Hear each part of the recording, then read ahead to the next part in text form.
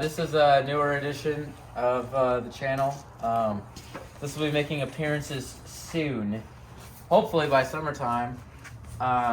It's a 2006 Z06. Basically, I got it from a guy for, well, like literally a steal. Like I literally stole it from him. Like I pointed a gun at him and everything. And yeah, so basically he was all, oh yeah, you know, the motor's blown up, this and that. So we stuck a bore scope in. We found out which cylinder it was. It was making like a slight tick noise. It was very, very faint, but it was definitely there. Stuck the bore scope in because we know these things have valve problems in the heads, and I was just a little worried. Well, turns out, come and feel the camera over here, man. We found this. See, you know, all these are nice and sturdy. Little loose boy here. So that only means one thing: collapse lifter. A push rod might be bent. Who knows until you take it apart? But we got it all tore apart. The whole everything's all disconnected from the engine. It's getting ready to come out. So when you pull these motors out from the top, they're really not supposed to come out from the top. They're supposed to come out from the bottom. But we don't got a lift. I wish I took more videos of me taking it apart, but I got a little too excited and started going crazy. But if you look down here, so to get this engine out for the harmonic balancer to clear the steering rack, you got to drop the whole fucking subframe, which is going to be a cunt, but that's fine. That's just how it goes sometimes. So we got this. I disconnected everything here so I can drop the subframe down. You can't even get a harmonic balancer puller on there without dropping the steering rack also, or the subframe, because the steering rack is bolted to the subframe and you can't really move it out of the way. It's just been kind of a nightmare, and I kind of got in a little over my head. I thought it would be a lot easier, but it's happening. This car was like pretty much stock for the most part. I mean, minus like the little carbon ordeals. It's a little cut, a little chipped up, but that's fine. It's a pretty low car.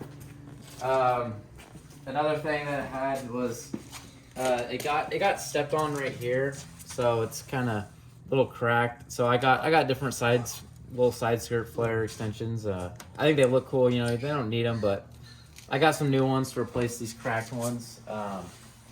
Then you know, I went ahead and picked up some LG headers. They're 1 7/8, so that'll be pretty gnarly. It's got Corsa Extremes on it right now. We got also an X pipe. You know, we had to take the cats out of those because why would you not? So looks like it's got cats, but it's not. There's nothing. There's literally nothing in there. So she'll be pretty rowdy. It's got 345s in the rear. These are a custom 3-piece wheels. I believe they're kind of, they look like CCWs kind of, but they're not. It's like Corvette custom something. But basically, yeah, these things, I have a receipt from the original guy that I bought this thing from.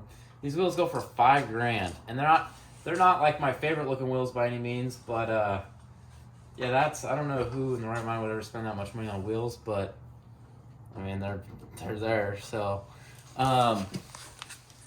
let's come over here. This is what we got going on for parts. I don't have all my parts here. This wasn't really planned. So we got the Texas Speed 4.2 cam. It's one of I just went and said screw it and just got one of the highest duration cams that I could find. Then we got some Texas Speed titanium valve springs. So that'll be sweet, because everything else, all the other like components are all titanium, so I decided to go with these just for the kit. And then here, I believe these are my custom length push rods. Yes. So we got custom length push rods, hardened push rods, and then we got a trunnion upgrade, but the box is in Mikasa.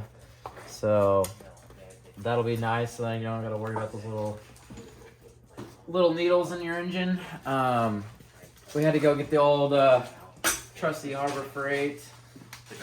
Oh shit, that almost killed me. I fucking cherry picker. I had to go buy a bunch of jacks because we're gonna have to support the car. And so this car is like almost a 50-50 weight distribution. So when you jack it from the side, it like pulls the back up and it's kind of dangerous. So I had to go buy a whole bunch of jack stands and whatnot. And so we had to go all crazy and go buy a bunch of shit from fucking Harbor Freight. So we got all kinds of different jack stands. Hopefully one of them doesn't fall and crush me. But yeah, that's the plan there. It'll be pretty fun. I got a K&N intake. This thing is fucking massive. Oh, shit. Literally about the size of my head.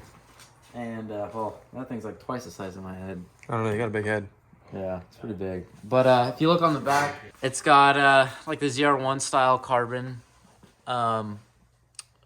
spoiler. And then, I'm not really sure. I think these are Raxium taillights. Or I think that's from Mustangs. I don't fucking know. But it's got some LED taillights that look pretty badass. We can take a look at the mufflers. The Corsa Extremes, baby. I'm gonna polish those up. The windows are tinted. They're not very dark. I mean, I'd prefer them to be darker. Try to get a good, like, so you can see how wide those fucking tires are. They're massive. 345. But yeah, so she's on some fucking steamrollers, boys. Here's what we got going on in here. I didn't drop this manifold yet, just because it's kind of hard to get to it's like a two-piece section, and you can't really get an extension or anything in there. I don't know. I've just been kind of slacking, but I had like the motivation, and I started going a little crazy and took everything apart. To be honest, I couldn't even tell you like where everything goes back, which is probably not good. But I mean, we'll figure it out, huh? And then this is you can see down there, kinda, the harmonic bouncer's down there. It's right here where my finger is, and there's the steering rack, and that can't clear. You can't get a harmonic balancer puller on there, and you also can't really even move the steering rack to get clearance. Like, even if I unbolted it, I wouldn't be able to get it. It's still going to be in the way, so the subframe has to be dropped either way.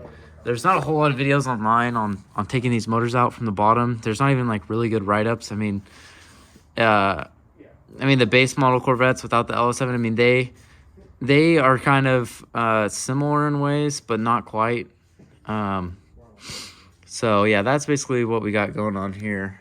But yeah, it'll be pretty sweet. I'm pretty excited. This has always been one of my dream cars, and don't mind the messy ass garage, but she'll be making an appearance soon.